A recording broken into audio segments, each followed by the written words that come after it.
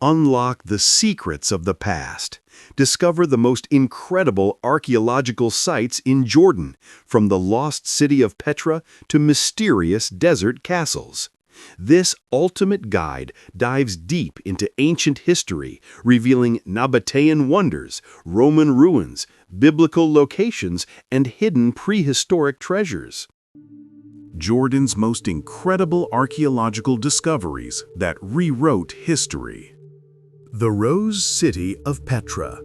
Petra, the magnificent capital of the Nabataean kingdom, is an awe-inspiring archaeological wonder and a UNESCO World Heritage Site, hidden within the rugged desert canyons of southern Jordan, that represents a pinnacle of human ingenuity in a seemingly inhospitable environment.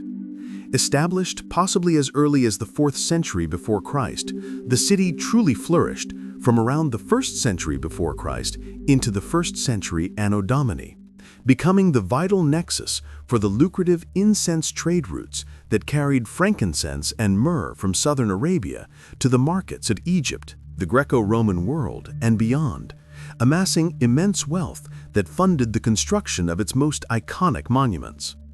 The Nabataeans were not merely merchants, but master hydrologists and stone carvers who transformed a barren landscape into a thriving metropolis by constructing an incredibly sophisticated and extensive water management system, comprising a network of dams, terracotta pipelines, cisterns, and channels that captured seasonal floodwaters and directed them to storage facilities, allowing them to support a population estimated in the tens of thousands, and to create lush gardens in the heart of the desert. This hydrological mastery is as impressive as the city's famous rock-cut architecture, the most iconic of which is al-Ghuzlan, or the Treasury, a colossal temple facade soaring over 39 meters high, intricately carved directly into the vibrant, multi-hued pink sandstone cliff face, featuring a breathtaking synthesis of Hellenistic, Egyptian, and native Nabataean architectural elements, and serving as a powerful statement of the kingdom's power and cosmopolitan connections to any caravan approaching the city.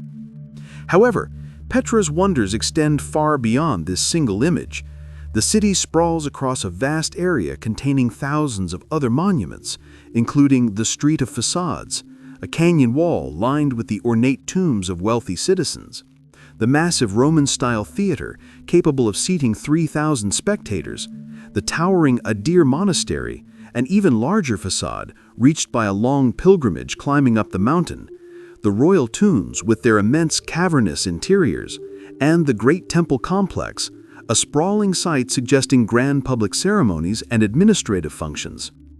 Rediscovered for the Western world by the persistent Swiss explorer Johann Ludwig Burckhardt in 1812, Petra's true scale and complexity are still being gradually uncovered by archaeologists using modern technologies like satellite imagery and ground-penetrating radar, which continue to reveal hidden structures, subterranean chambers, and previously unknown suburbs, slowly piecing together a more complete picture of its social organization, religious practices, and economic life before its gradual decline following a devastating earthquake in 363 Anno Domini, and the shift of trade routes to maritime pathways, ultimately leading to its abandonment and obscurity, until its modern rediscovery, which has solidified its reputation as one of the world's most breathtaking and enduring testaments to a vanished civilization's ability to create sublime beauty and advanced urban life in the most challenging of environments. The Roman city of Jerash, known in antiquity as Gerasa, is celebrated globally as one of the best preserved and most comprehensive provincial Roman cities in the entire world, offering an unparalleled and remarkably immersive glimpse into the daily life, architecture, and urban planning of a vibrant city during the peak and subsequent eras of the Roman Empire, located in the fertile highlands of northern Jordan. The city's golden age spanned from the 1st to the 3rd century Anno Domini, a period when it was a proud and prosperous member of the Decapolis, a league of 10 culturally and commercially linked Hellenistic cities that formed a powerful political and economic confederation in the Levant, benefiting immensely from the security and trade infrastructure of the Roman Empire, particularly the construction of the Via Nova Traiana Road. A modern visitor walking through the extensive archaeological park can literally follow in the footsteps of ancient citizens along the original colonnaded Cardo Maximus, the main street, still paved with its ancient limestone blocks and visibly rutted by the wheels of countless chariots and carts over centuries, flanked by the foundations and column stumps of long-gone shops, temples and public fountains, while overhead the towering and beautifully proportioned Ionic columns still stand as a testament to Roman engineering. The city's spectacular and densely packed monuments include the monumental Hadrian's Arch, a towering three-arched gateway built to commemorate a visit by Emperor Hadrian in 129 Anno Domini, the uniquely shaped and vast oval plaza, a harmonious public space surrounded by a breathtaking colonnade of Ionic columns that serves as a grand civic forecourt, two massive and well-preserved temples dedicated to Zeus and Artemis, the latter being one of the largest and most important religious structures in the entire Roman East, whose grand columns still sway slightly in the wind, a deliberate and ingenious engineering feat to withstand earthquakes. Two magnificently preserved theatres, the larger South Theatre, capable of seating over 3,000 spectators for performances, political gatherings and gladiatorial contests, renowned for its remarkable acoustics, and a hippodrome for chariot races, recently cleared and partially restored. The site also boasts an impressive collection of Byzantine-era churches, constructed from the 4th to the 7th centuries Anno Domini, which overlay earlier pagan structures and contain stunning mosaic floors depicting mythological scenes, geometric patterns, and vivid representations of local flora and fauna, illustrating the city's continued importance and wealth after the Roman period and its transition to Christianity. Systematic excavations began in the 1920s and continue to this day, regularly revealing new insights into the city's complex infrastructure, including its sophisticated water and sewage systems, its network of side streets and residential quarters, and the nuances of its economic life, making Jerash not just a collection of ruins, but a remarkably complete and vividly alive archaeological park that allows one to vividly reconstruct the hustle and bustle of a classical city, from the forum to the temple, the theatre to the bathhouse, solidifying its status as a peerless window into the ancient world. The desert castles of Umayyad. Scattered across the arid eastern deserts of Jordan, the so-called desert castles are a captivating and enigmatic collection of early Islamic monuments, primarily built by the Umayyad caliphs and their powerful governors during the 7th and 8th centuries Anno Domini, a short but incredibly formative period following the Arab-Muslim conquests. These structures, which include fortified palaces, lavish bathhouses, hunting lodges, agricultural estates, and caravanserai, served as luxurious retreats for the caliphs and their courts, allowing them to escape the formalities and political pressures of the capital in Damascus and to reconnect with their Bedouin roots and the desert lifestyle from which their culture sprang.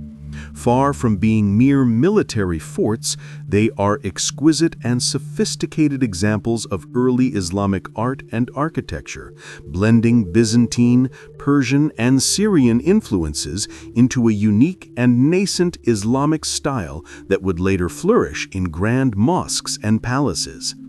Qasr Amra, a UNESCO World Heritage Site, is the most famous of these castles, not for its size, but for its breathtaking and remarkably well-preserved frescoes that cover the walls and ceilings of its bath complex, depicting vibrant and surprisingly secular scenes of hunting, dancing, musicians, courtly life, allegorical figures, a detailed depiction of the zodiac on the dome, and even a group of 6 kings defeated by the Umayyads, offering an invaluable glimpse into the cosmopolitan worldview and artistic tastes of the early Islamic elite. Qasr Harana, with its imposing, fortress-like appearance, featuring small windows and robust rounded towers, stands as an enduring mystery. Its interior, however, reveals a complex of over 60 rooms arranged around a central courtyard, decorated with carved stucco and containing Arabic inscriptions that have helped date it to the early 8th century Anno Domini, suggesting it may have served as a meeting place for tribal leaders or a fortified caravanserai. Qasr al-Azraq, built from black basalt stone, gained fame in the 20th century as the headquarters of T.E. Lawrence and Sharif Hussein's forces during the Arab revolt against the Ottomans in the winter of 1917. These castles, often built over older Roman or Ghassanid foundations, demonstrate the Umayyads' mastery of desert survival through advanced water conservation techniques like dams, cisterns, and sophisticated hydraulic systems that supported their agriculture and baths, and they provide an invaluable window into the secular life, artistic experimentation, and cosmopolitan world of the first great Islamic dynasty before their abrupt fall in the mid-8th century Anno Domini, marking a fleeting yet brilliant chapter in the history of the region. The Crusader Castle of Karak is an immense Crusader castle that dominates the skyline of the modern town of al-Karak and serves as a powerful symbol of the brutal and turbulent wars between the Crusader kingdoms of the Levant and the rising Islamic forces led by the legendary Sultan Saladin. Construction began in the 1160s, Anno Domini, under Pagan the Butler, the Lord of Outre-Jourdain, and it was strategically designed to replace the weaker castle at Montreal, Shobak, as the central stronghold for controlling the vital trade and military routes between Damascus, Egypt, and the Arabian Peninsula, thereby securing the southern flank of the Kingdom of Jerusalem. Unlike earlier Crusader castles that were often built on sheer rocky spurs for natural defense, Karak was a massive and ambitious structural engineering project, utilizing deep stone foundations and formidable glacis, or sloped walls of immensely thick, smooth stone, which were designed to be exceptionally difficult to assault with siege engines and to deflect battering rams and mining operations, making it one of the most advanced fortifications of its time. The castle is a sprawling, dark complex of rust-colored limestone, featuring a labyrinth of dimly lit vaulted passageways, vast underground halls, deep, ominous dungeons, and formidable defensive towers that project from the walls to provide flanking fire, all representing layers of construction and modification by Crusader, Ayyubid, and Mamluk rulers over the centuries. Its most famous and notoriously ruthless resident was Renaud de Chatillon, whose provocative and brutal raids from Karak, including attacks on Muslim caravans and a daring, almost apocalyptic naval raid into the Red Sea with the intent of attacking the holy cities of Medina and Mecca, directly precipitated Saladin's decisive campaign to eradicate the Crusader presence, culminating in the Battle of Hattin and the subsequent prolonged and brutal siege of Karak itself. The castle finally fell to Saladin's determined forces in 1189 Anno Domini, after a siege that tested both the defenses of the fortress and the endurance of its defenders and attackers, marking a pivotal turning point in the history of the Crusades. The Ayyubids and later the Mamluks significantly expanded and fortified the castle, adding their own architectural elements, such as a mosque, a palace, and stronger gatehouses, further enhancing its legendary status. Today, the castle stands as a monumental and haunting ruin, its vast echoing halls and towering walls silently narrating a history of relentless conflict, complex diplomacy, and the profound clash of civilizations that defined the entire Crusader era in the Near East, offering visitors a tangible connection to a time of epic struggles and larger-than-life historical figures. The Neolithic village of Beidha.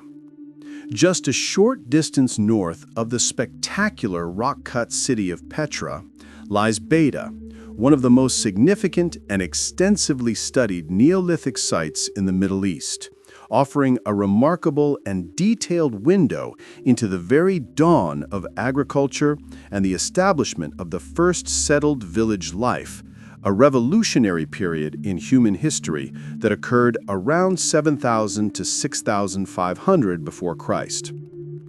Predating the invention and widespread use of pottery, this pre-pottery Neolithic B settlement provides archaeologists with a uniquely clear and stratified sequence of evidence for humanity's critical transition from nomadic hunter-gatherer societies, who followed seasonal resources,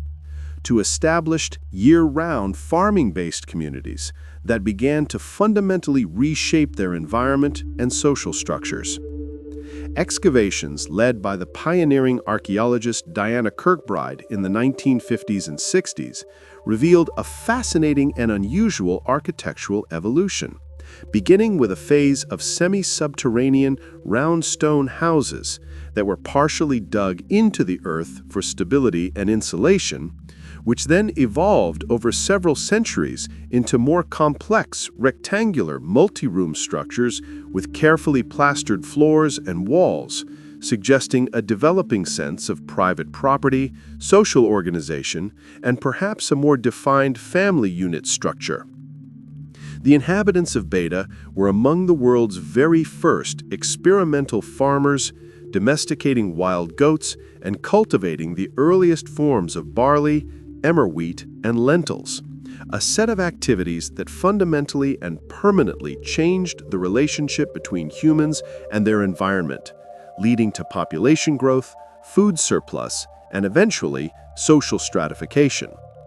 Compelling evidence of sophisticated tool-making, including finely worked flint arrowheads, axes, and sickle blades, as well as the production of lime plaster for floors and the trade in exotic goods like obsidian from Anatolia and turquoise from the Sinai,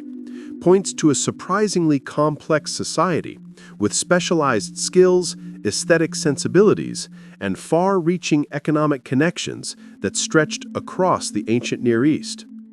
Beidha, along with its larger and slightly older neighbor Babadhra, represents a pivotal and foundational stage in the human story, where the very bedrock of all subsequent civilizations, the village, organized agriculture, animal husbandry, and long-distance trade, were first established and experimented with, making it an absolutely indispensable site for understanding the origins of the sedentary lifestyle and the very way we live today. The Copper Age center of Hujayrat al-Ghuzlan. Located near the modern port city of Aqaba, Hujayrat al-Ghuzlan is a groundbreaking archaeological site that reveals a major Chalcolithic or Copper Age settlement dating back to the 4th millennium before Christ, a period of profound technological innovation that marked the human transition from the Stone Age to the Age of Metals. This site provides some of the earliest and most compelling evidence in the southern Levant for organized, large-scale copper smelting and production, representing a critical and revolutionary step in technological history, where communities began to systematically extract and process metal from ore, fundamentally altering the potential for tool and weapon making. Excavations have uncovered a well-planned and prosperous village with multi-room stone buildings, extensive storage facilities, and specialized workshops, containing numerous crucibles, large quantities of slag, and stores of copper ore, demonstrating conclusively that this was not just a small settlement, but a dedicated and sophisticated industrial center for early metallurgy. The discovery of a distinct cultic building with unique standing stones, altars, and a special deposit of votive offerings, alongside a rich assemblage of clay figurines, ceremonial vessels, and other ritual objects, strongly indicates that the new and powerful metallurgical activities were intimately connected with the community's ritual and religious life, suggesting that the smiths may have held a special, perhaps shamanistic status within the society. Furthermore, the presence of imported materials like seashells from the Red Sea and artifacts stylistically linked to contemporary cultures in the Sinai and Egypt points to a vibrant and already flourishing network of long-distance trade that connected this early industrial community to a wider world over 5,000 years ago. The site met a sudden and catastrophic end, destroyed by a massive earthquake around 3300 before Christ, which paradoxically helped to preserve its structures, workshops, and domestic contents in situ, providing archaeologists with a clear, dramatic, and uncontaminated snapshot of a pivotal moment in human history when communities first began to harness the power of metal, an innovation that would ultimately fuel the rise of the urban Bronze Age civilizations and forever alter the course of technology, economy, and warfare. The Iron Age fortress of Tal al-Khalifa, biblical Ezion Geber. Situated on a small strategic hillock at the head of the Gulf of Aqaba, Tal al-Khalifa is identified by many scholars with the biblical site of Ezion Geber, a port repeatedly mentioned in the Hebrew Bible in connection with the maritime activities of King Solomon and the later Kingdom of Judah. Excavations at the site have revealed a significant Iron Age fortress and industrial center that was active from the 10th to the 8th centuries before Christ, a period that aligns directly with the biblical narratives of a united monarchy and its subsequent division. The most prominent feature is a large rectangular fortified building with a unique and sophisticated architectural design. Originally interpreted by its early excavator, Nelson Gluck, in the 1930s as a sophisticated copper smelter due to its alleged flue holes designed to harness the region's constant winds for natural draft, a theory that captured the imagination of the public and scholars alike. While later, more meticulous scholarship has questioned the specific smelting function of the building's design, arguing the holes were likely for structural stability or ventilation, there is absolutely no doubt that the site was a major industrial and administrative hub, with overwhelming evidence of large-scale copper production and refining from the nearby mines in the Wadi Araba, as well as evidence for textile manufacturing and other craft activities. Its strategic location, at the junction of land routes from Arabia and sea routes down the Red Sea, made it a critical node in the international trade networks linking the resources of Arabia and Africa with the Levant and the Mediterranean. The archaeological findings, including distinctive pottery styles and the formidable fortification designs, align well with the period of suggested Judean control described in the Bible, providing a material correlate to the textual accounts of Solomon's navy of Tarshish and King Jehoshaphat's failed trading fleet. Tal al-Khalifa thus stands as a crucial and often debated piece of evidence in the ongoing and complex dialogue between archaeology and biblical history, illustrating the economic ambitions, technological capabilities, and strategic imperatives of the Iron Age kingdoms that sought to control the lucrative trade at the northern tip of the Red Sea. The rock art of Jebel Qurma.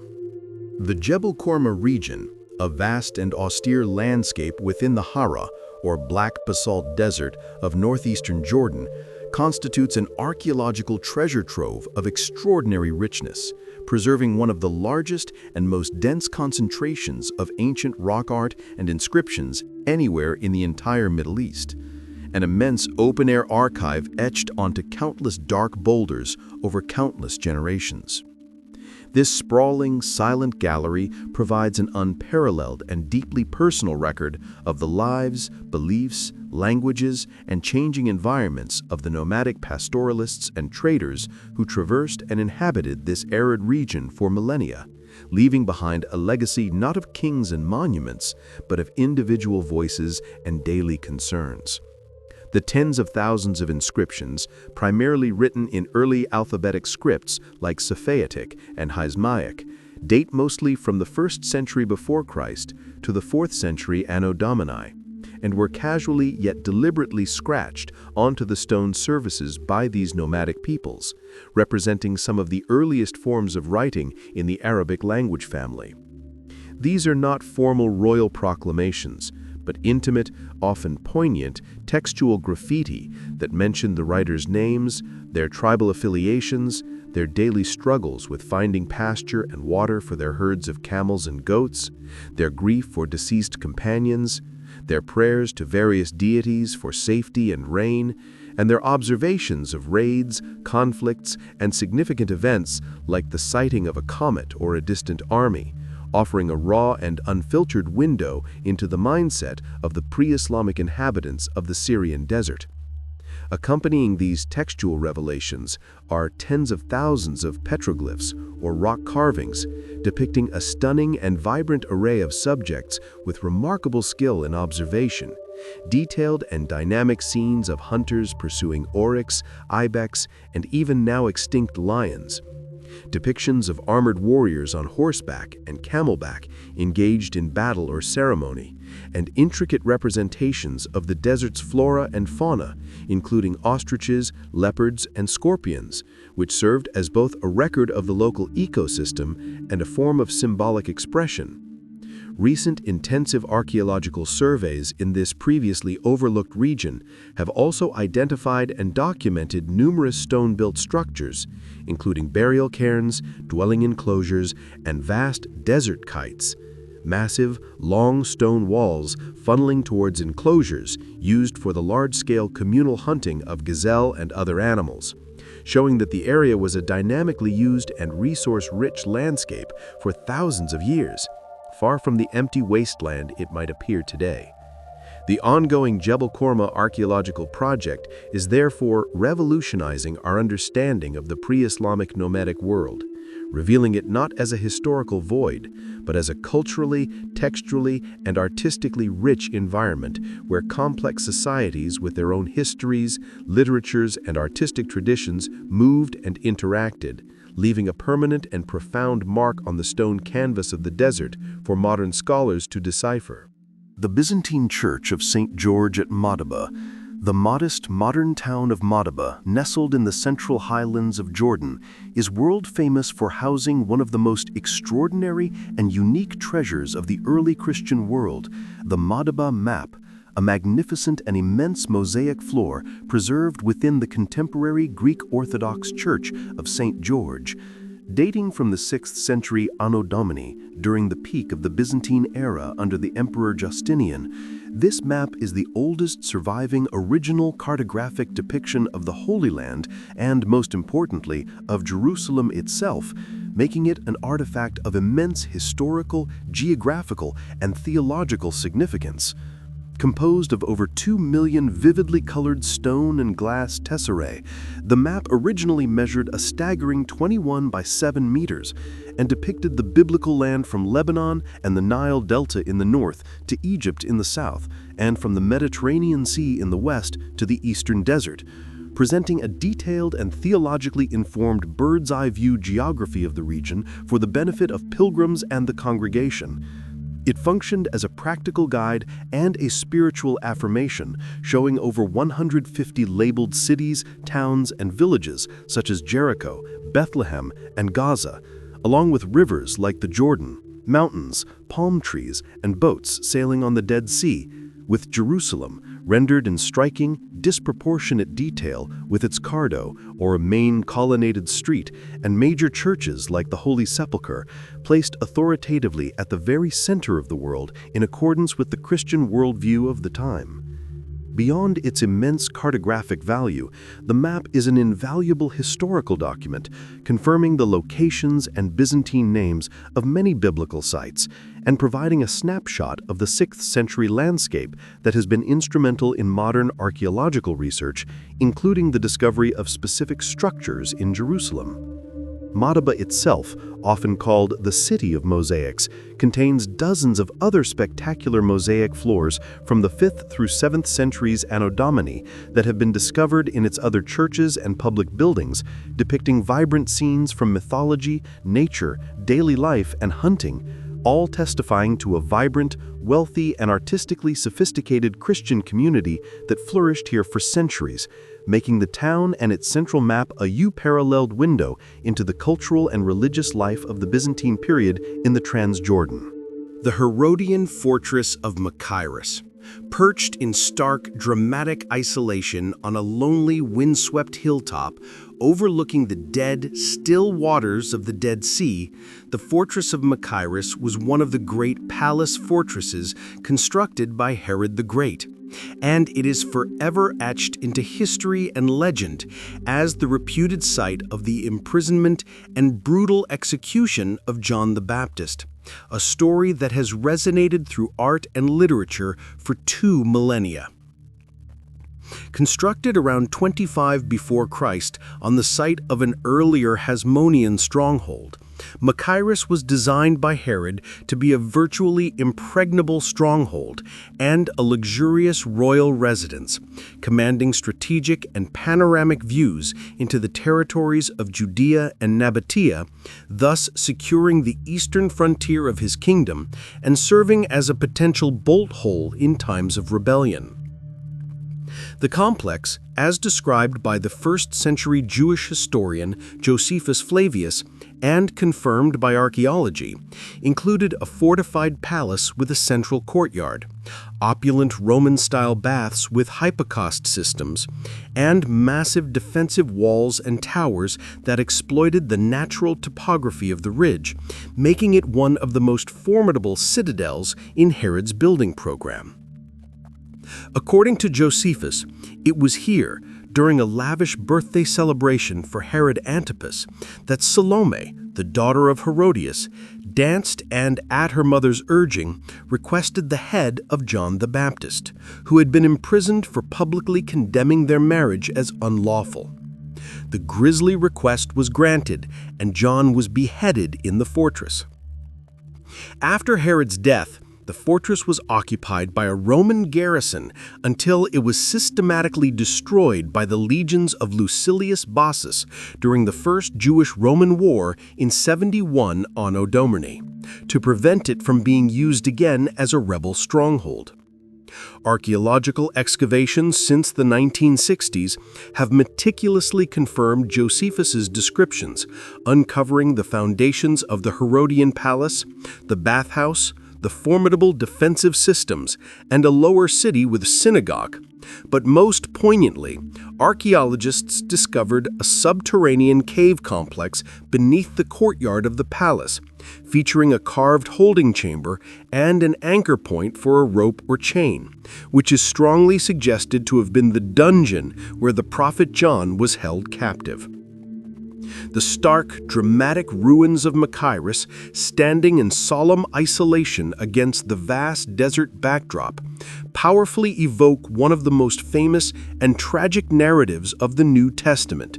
and serve as a somber monument to the brutal and paranoid politics that characterized the end of the Herodian dynasty. The early Bronze Age city of Babadhra, located on a barren, desolate plateau overlooking the stark southeastern shoreline of the Dead Sea, is one of the earliest known organized cemeteries in the world and the primary vast burial ground for a cluster of large, fortified early Bronze Age cities that flourished in the surrounding plain between approximately 3100 and 2300 before Christ. The site is most famous for its immense and haunting fields of thousands of stone-lined circular shaft tombs, which contained the collective remains of the urban elite and general populace from the nearby settlements, representing a mortuary practice on a scale and complexity that is staggering to comprehend, pointing to a highly organized society with sophisticated beliefs about the afterlife and the communal resources to conduct elaborate and prolonged funerary rites over many centuries. The discovery of the nearby contemporary town site, which was itself fortified with a massive stone wall and gatehouse, provides crucial context for the cemetery, revealing a prosperous agricultural community that cultivated grains and dates and engaged in long-distance trade with Egypt and Syria, as evidenced by imported artifacts found in the tombs.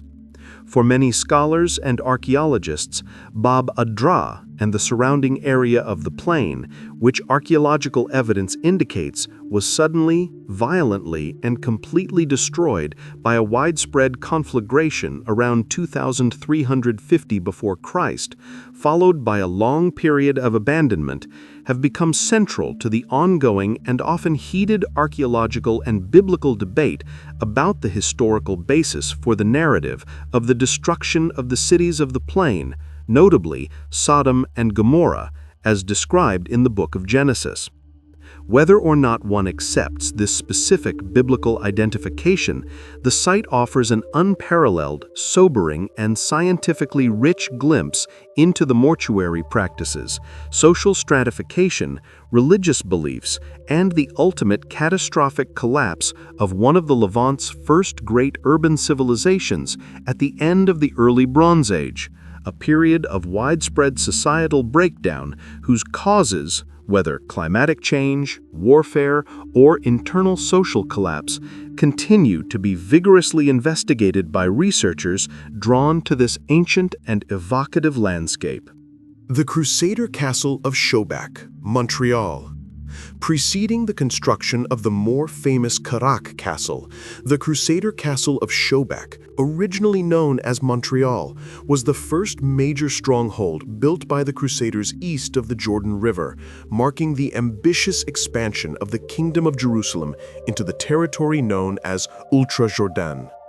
Its construction was ordered by King Baldwin I of Jerusalem in 1115 Anno Domini, with the explicit strategic purpose of securing the newly captured territory, controlling the vital caravan routes from Syria to Egypt and the holy cities of the Hijaz, and threatening the economic lifelines of the Muslim powers to the east and south.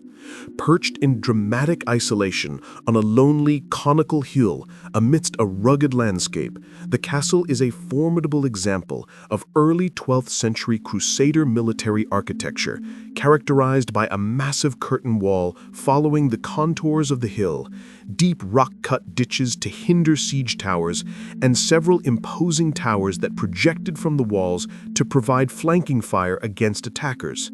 Despite its strong defenses and seemingly impregnable position, Shobak famously fell to the relentless forces of Saladin in 1189 Anno Domini after a grueling and brutal 2-year siege that reportedly forced the starving Frankish defenders to eat their own horses and leather goods, a testament to both the tenacity of the attackers and the desperate conditions of medieval warfare. After its capture, the castle was significantly refortified and renovated by the victorious Ayyubids and later the Mamluks, who added a new imposing gatehouse, a mosque, and its most remarkable engineering feature, a secret 135-meter-deep spiral stairwell painstakingly carved down through the solid rock of the mountain to access a protected water source at the bottom, a masterpiece of medieval military engineering that ensured the garrison's survival during future sieges. The ruins today, though less restored and more rudimentary than those of Karak, possess a haunting, lonely beauty and a palpable sense of history with crumbling chapels, hidden underground passages, and Arabic inscriptions proudly left by its Muslim conquerors, commemorating their victory. Shobak therefore represents the ambitious, overextended beginnings of the Crusader lordship in Transjordan and stands as a stark monument to the relentless warfare, shifting fortunes, and immense human cost that characterized the 200-year period of the Crusades in the Holy Land. The Ammonite Citadel, or Amman Citadel, Jebel al-Kala. Looming over the downtown area of Jordan's modern capital, the Amman Citadel is a tell, or settlement mound, that has been continuously inhabited for over 7,000 years, serving as the fortified heart of the ancient city of Rabbath Amman, the classical Philadelphia, and the modern metropolis of Amman, creating a rich archaeological layer cake of civilizations that provides a sweeping narrative of the entire region's history. This long and strategic occupation has resulted in a dense accumulation of architectural remains from nearly every major historical period, making the Citadel Hill an open-air museum of Jordan's cultural heritage, where one can walk through millennia in the space of a few acres. The site was the capital of the Iron Age Ammonite kingdom, a powerful and often overlooked polity that rivaled Israel and Moab, and impressive remains from this period include a massive fortification system, a monumental stone gateway, and sophisticated underground water tunnels and reservoirs that ensured the city's survival during sieges, testifying to the engineering skills of the Ammonites. The most iconic and visually striking surviving structure on the hill is the Grand Roman Temple of Hercules, built during the reign of Emperor Marcus Aurelius in the 2nd century Anno Domini, whose colossal columns and fragments of a giant marble hand from a statue that once stood over 13 meters high hint dramatically at the scale and grandeur of the original sanctuary dedicated to the classical hero, reflecting the city's integration into the Roman Empire as a member of the Decapolis League. Adjacent to the temple lie the substantial remains of a beautiful Byzantine church, showcasing the city's transition to Christianity with its basilica plan and intricate mosaic floors, while a short distance away stands the exquisite Umayyad Palace complex, a grand administrative and residential center from the 8th century Anno Domini that features a magnificent domed audience hall, demonstrating the continuity of the site's importance into the early Islamic period. The site's on-site museum houses a stunning collection of artifacts excavated from the citadel and the surrounding area, including some of the oldest human statues ever found, the renowned Ain Ghazal statues, dating back to the pre-pottery Neolithic B period around 7,000 years before Christ, which provide a profound connection to the region's earliest sedentary communities. The Amman Citadel is thus a powerful microcosm of Jordan's entire history, offering a panoramic view from its heights of the successive cultures, Ammonite, Roman, Byzantine, and Umayyad, that have all recognized and claimed this strategic hill as their center of power, leaving behind a palimpsest of structures that collectively tell the story of a crossroads of empires. The Nabataean temple of Khirbet et-Tannur. Situated on a high, isolated peak overlooking the dramatic confluence of the Wadi al-Hassa and the Wadi Laban, Khirbet et-Tannur was not a town or a caravan station, but a purely religious site, a significant Nabataean temple complex dedicated to the syncretic worship of a variety of deities, most prominently the supreme Nabataean god Dushada and the fertility and vegetation goddess Atargatis, who was widely venerated throughout the Hellenistic Near East. Dating from the 1st century before Christ to the 2nd century Anno Domini, the temple was a major pilgrimage destination, attracting worshippers from across the Nabataean kingdom and beyond, who would make the arduous journey to this remote mountaintop to participate in rituals, make offerings, and seek the favor of the gods, particularly for agricultural fertility and protection. The site is archaeologically renowned for its extraordinary and unique collection of finely carved stone cultic sculptures and architectural elements, which were found in a remarkable state of preservation, having been toppled from the temple's superstructure during a catastrophic earthquake and subsequently buried, thus protecting them from further destruction and looting. These meticulously carved reliefs provide an invaluable and vivid window into Nabataean religion and iconography, depicting a rich and complex pantheon of gods and goddesses, often shown with symbolic attributes like wheat, grapes, and pomegranates, masterfully blending indigenous Arab, Syrian, and Hellenistic artistic styles into a distinct visual language.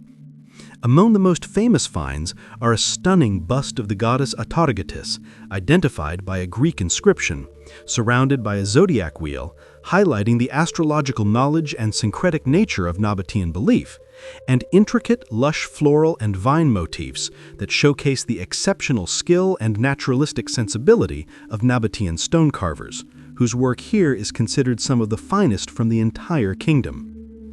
Excavated in the 1930s by the American archaeologist Nelson Gluck, the reconstructed altar and temple platforms at Khirbet et-Tannur, along with its stunning sculptural collection, now predominantly housed in the Jordan Museum, offer the most complete and evocative picture we have of the ritual life, theological complexity, and unparalleled artistic achievements of the Nabataeans outside of their capital at Petra, revealing a spiritual world that was both deeply local and cosmologically expansive.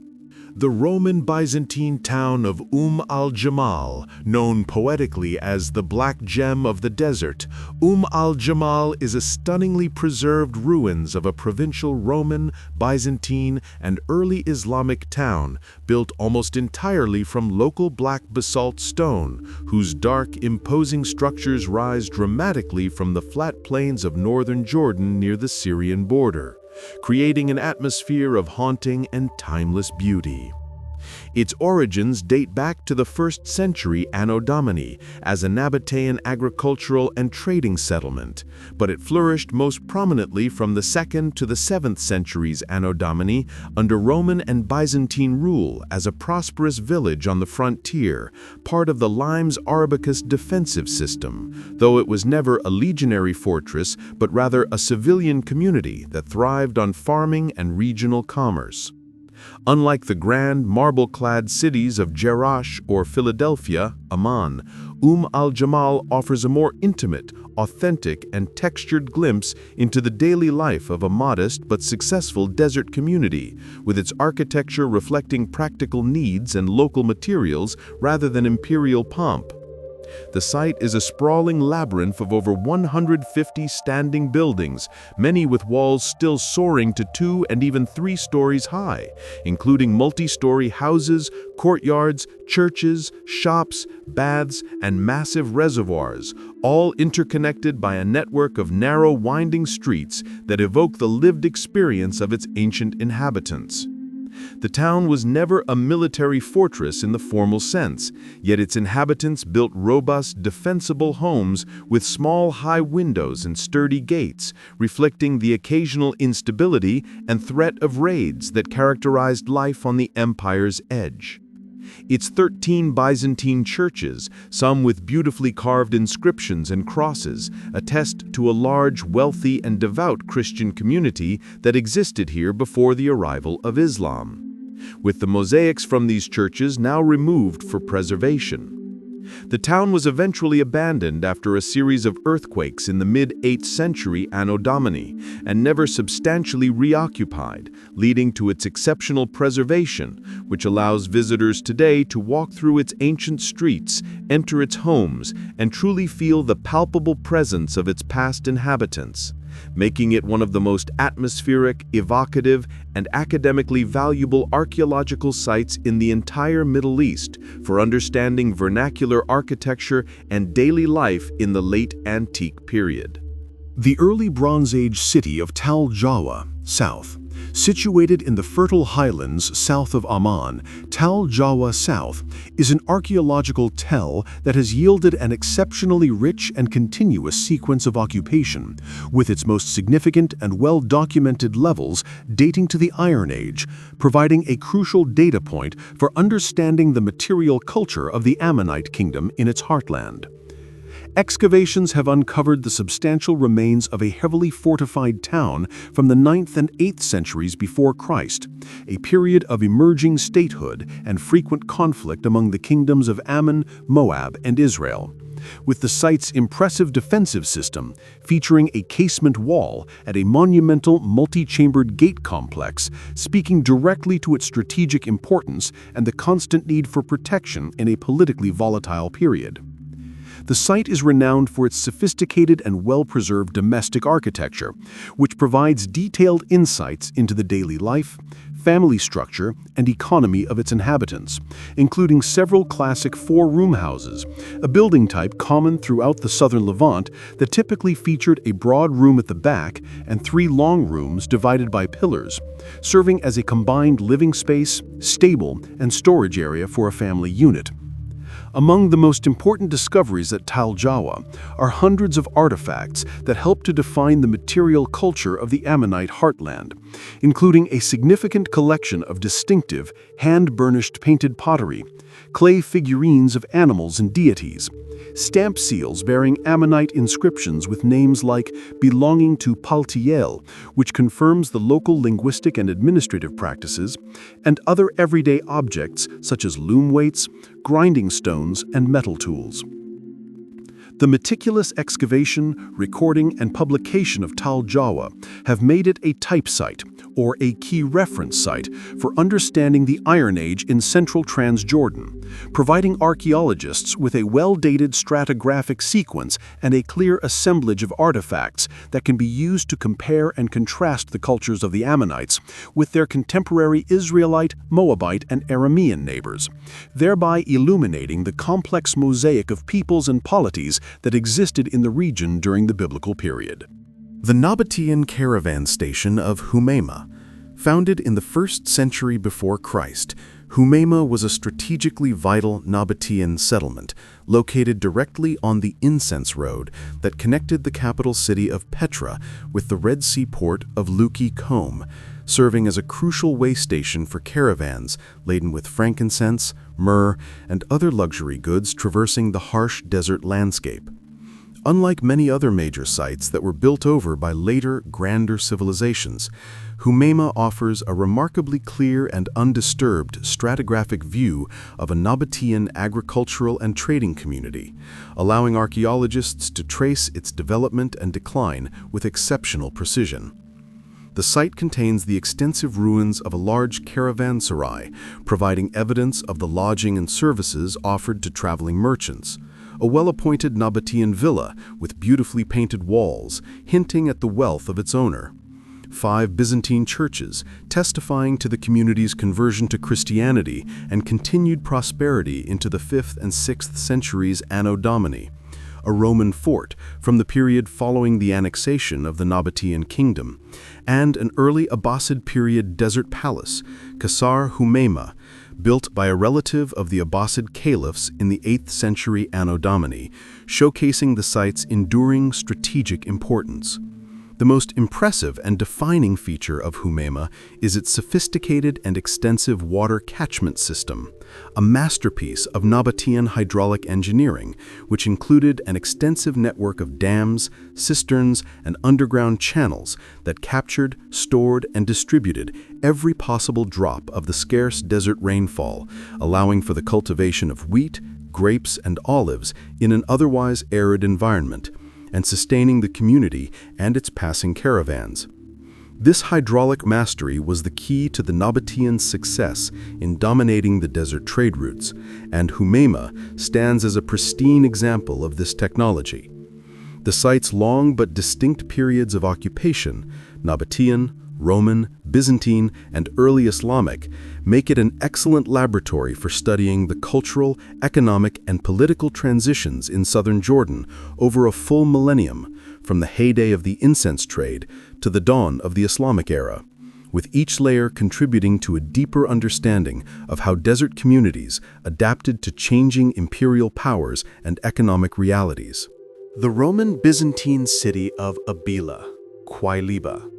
A proud member of the Decapolis League of Cities, Abila is a sprawling, largely unexcavated archaeological site nestled in a beautiful fertile valley in northern Jordan, known for its 2 prominent tells, or peaks, that have preserved a long and complex history of occupation from the Bronze Age through the Islamic periods, but which reached its zenith during the Roman and Byzantine eras.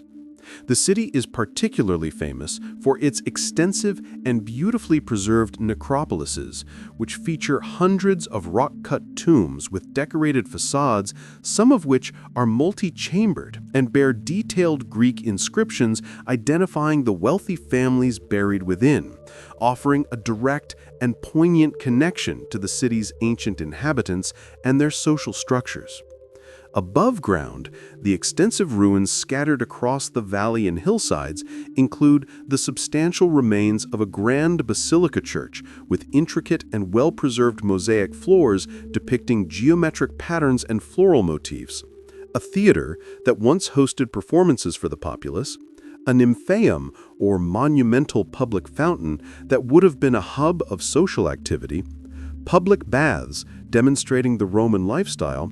and a colonnaded street that formed the backbone of the city's urban plan, all testifying to the city's wealth, Romanized urban culture, and importance within the region.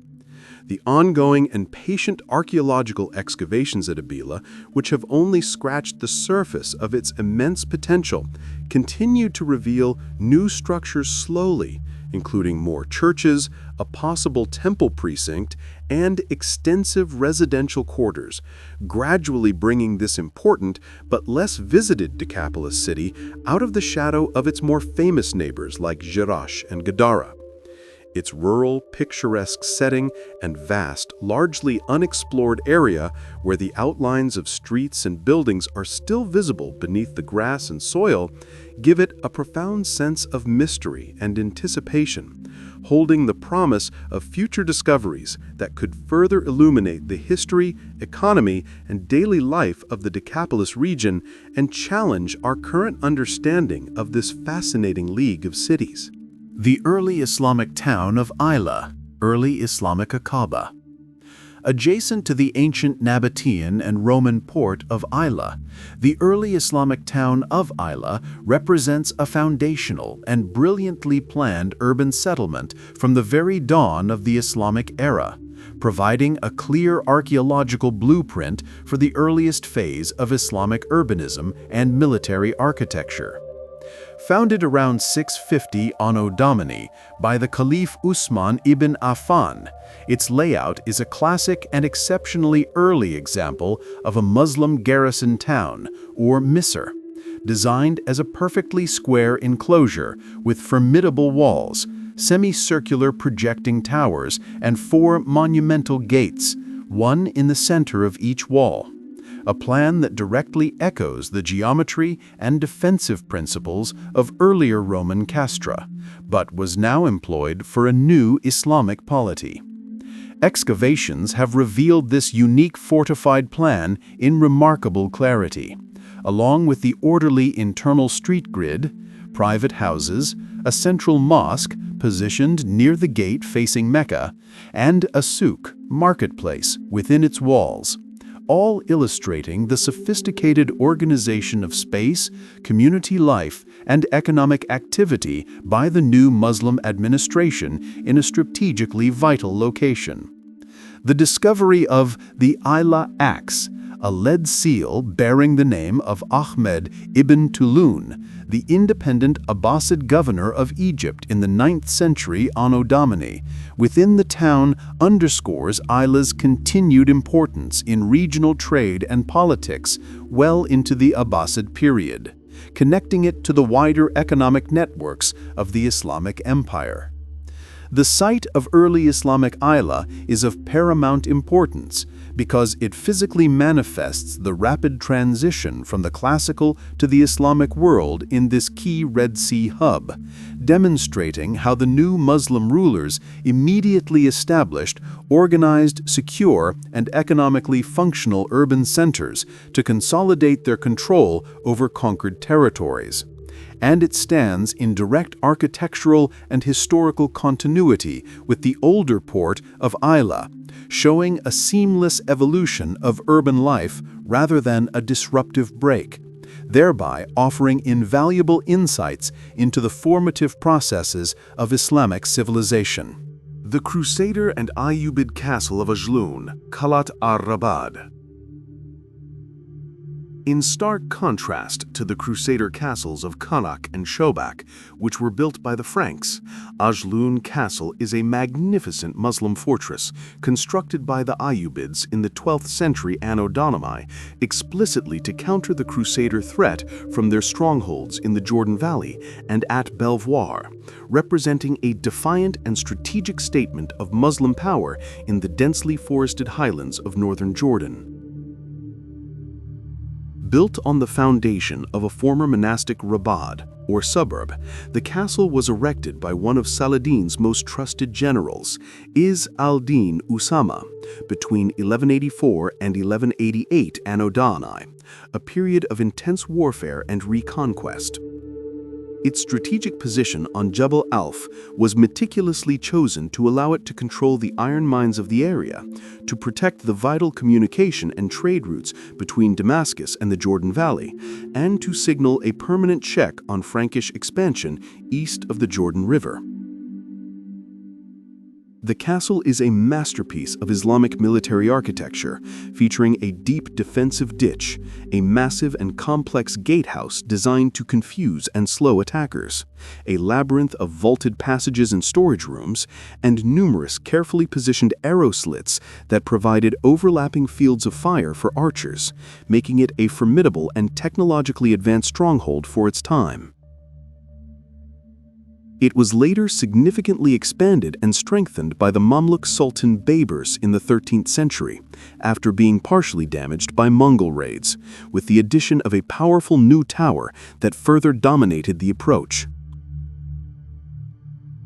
The castle's exceptionally well-preserved state, its commanding views over the beautiful forested highlands of northern Jordan, and its history as a symbol of successful Muslim resistance and military engineering, make it a unique and impressive counterpart to the Crusader fortresses further south, illustrating the sophisticated defensive strategies and the determined political will of the Ayyubid and Mamluk dynasties in their ultimately successful campaign to reclaim the Holy Land from the European invaders.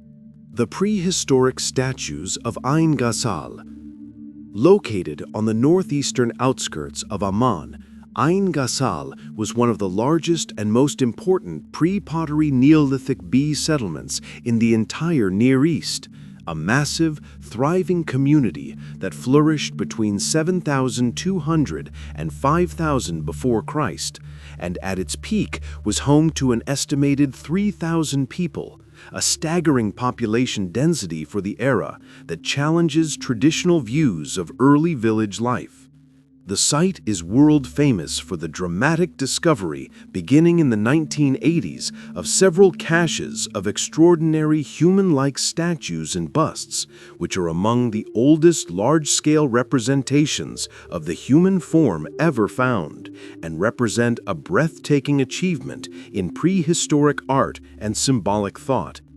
These statues, meticulously crafted from lime plaster molded over a core of bundled reeds and twine, feature painted details such as hair, clothing, and enigmatic, otherworldly expressions, with eyes inlaid with bitumen, a natural asphalt, and some figures are full-bodied, while others are haunting, two-headed busts, the purpose of which remains a profound subject of intense debate among archaeologists, though they are almost certainly connected to ancestor veneration, shamanistic rituals, or the representation of powerful spiritual beings within the community's belief system.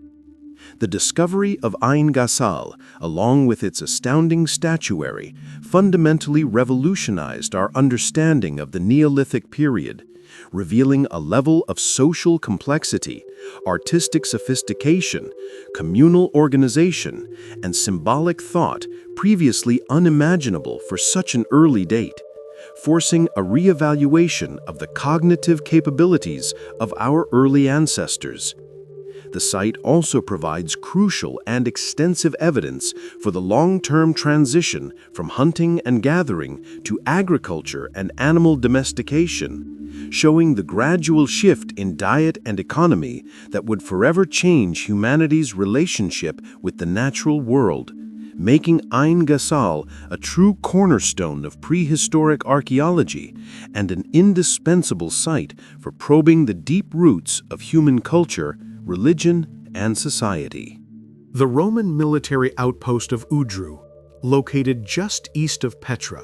was a highly strategic site that evolved from a significant Nabataean settlement into a formidable Roman legionary fortress and later continued as a Byzantine and early Islamic town, its history reflecting the shifting military and political frontiers of the region over centuries.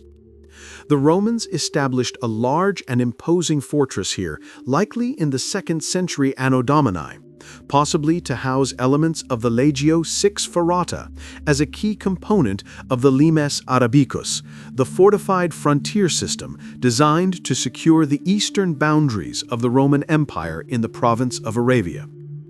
The well-preserved rectangular walls of this fortress, with their distinctive rounded corners and massive construction, are still clearly visible today, enclosing an area of almost 5 hectares and speaking to the engineering prowess and strategic importance assigned to this location by Roman military planners. The site also features an extensive and sophisticated water management system, with dams and channels designed to capture and conserve every possible drop of water in the arid environment. A necropolis with distinctive tower tombs reflecting Nabataean influences, and the remains of 2 Byzantine churches, indicating the continuity of settlement and the spread of Christianity into the military community. Udru's importance continued undiminished into the early Islamic period, and it is mentioned in historical sources as the location where a treaty was signed between the Muslim forces led by Sharhabil bin Hassana and the Byzantine leaders of Petra around 630 Anno Domini, a pivotal moment marking the peaceful transition of power in this region from the Byzantine Empire to the emerging Islamic Caliphate. The ongoing and meticulous archaeological work at Udru, employing geophysical surveys and targeted excavations, is shedding new and significant light on the Roman military presence in the region beyond the more famous city of Petra, and on the complex, often gradual transition of power from the Byzantine Empire to the early Islamic Caliphate, providing a crucial link between the classical world and the dawn of Islam in southern Jordan, and illustrating the practical realities of administration and daily life on a desert frontier. The Byzantine monastery of Mount Nebo. Revered as the place where the prophet Moses viewed the Promised Land before his death, Mount Nebo has been a site of profound pilgrimage and spiritual significance for millennia, crowned by a sprawling Byzantine monastic complex that commemorates this pivotal biblical event and offers one of the most breathtaking panoramic views in the entire Holy Land.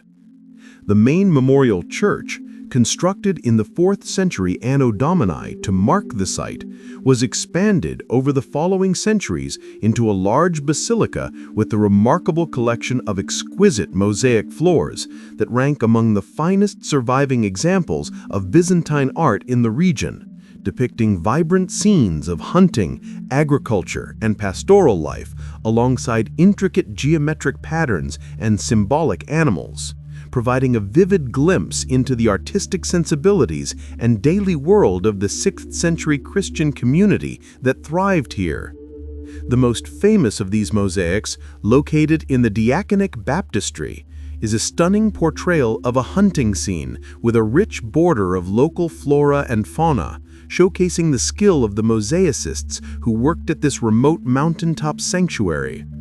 The modern-day Franciscan custodians of the site have carefully preserved these archaeological treasures and constructed a protective basilica over the ancient ruins, allowing visitors to walk directly over the ancient stone pavements and mosaics, while also maintaining the site's active spiritual role. A modern sculpture, the Serpentine Cross, created by Italian artist Gianpaolo Fantoni, stands prominently outside the church, symbolizing both the bronze serpent lifted by Moses in the wilderness and the cross of Christ's salvation, powerfully linking the Old and New Testament narratives associated with the mountain. Ongoing archaeological excavations continued to reveal new parts of the extensive monastic complex, including a new baptistry with more mosaics discovered very recently, ensuring that Mount Nebo remains not only a place of deep religious pilgrimage, but also a continuously active and revealing archaeological site that sheds light on the development of early Christian worship, monastic life, and artistic expression in the Transjordan. The Iron Age and Roman site of Iraq al-Amir. Nestled in a wooded valley west of Amman, Iraq al-Amir is a site steeped in history and legend, most famous for the spectacular and unique building known as Qasr al-Abd, or Palace of the Slave, a monumental Hellenistic-era structure that stands as one of the most enigmatic and architecturally distinct monuments in all of Jordan. The site's history stretches back to the Iron Age, with evidence of an Israelite presence, but it is indelibly linked to the Tobiads, a powerful Jewish family of Ammonite origin that governed the region on behalf of the Ptolemaic rulers of Egypt in the 3rd and 2nd centuries before Christ. Qasr al-Abd, a colossal two-story structure built from massive, finely drafted limestone blocks and originally surrounded by a moat, is believed to have been the palatial residence or symbolic tomb built by the Tobiad governor Hyrcanus, its architecture featuring extraordinary life-sized carved reliefs of lions, panthers, and eagles, a fusion of Near Eastern, Greek, and Egyptian styles that reflects the cosmopolitan world of the Hellenistic Levant. According to the Jewish historian Josephus, the palace was never completed due to Hyrcanus's political downfall and subsequent suicide, and the surrounding area contains the remains of a dozen underground caves and rock-cut chambers that were likely used for storage, refuge, and burial by the Tobiad community. The site was also occupied during the Roman period, and a nearby Byzantine church with mosaic floors attests to later settlement.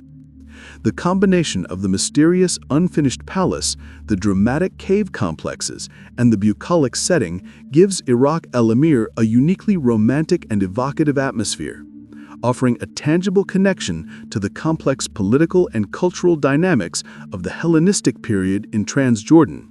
a time when local dynasties like the Tobiads navigated the power struggles between the Ptolemaic and Seleucid empires, while leaving behind architectural marvels that continue to puzzle and inspire. The late antique church of the Bishop Isaiah at Jerash lies a superb example of a late antique Christian basilica that provides an intimate and detailed look into the final flourishing of Byzantine art and architecture in the city before the Persian and Muslim conquests of the 7th century Anno Domini.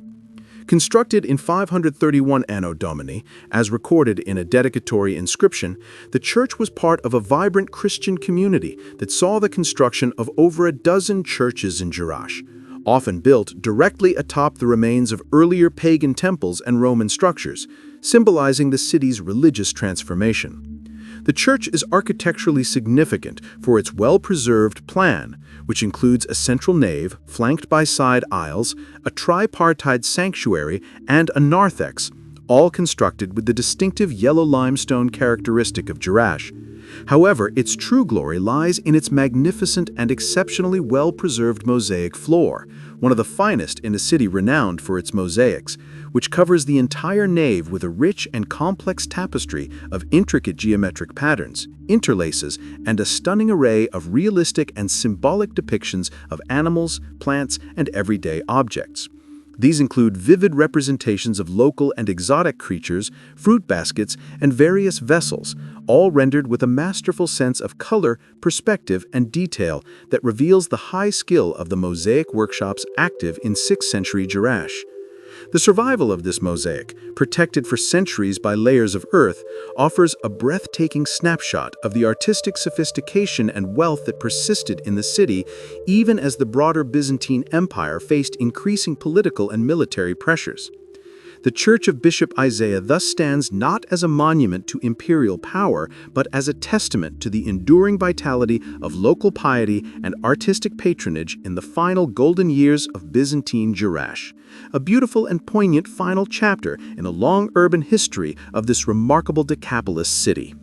Thank you for watching. Please don't forget to like and subscribe.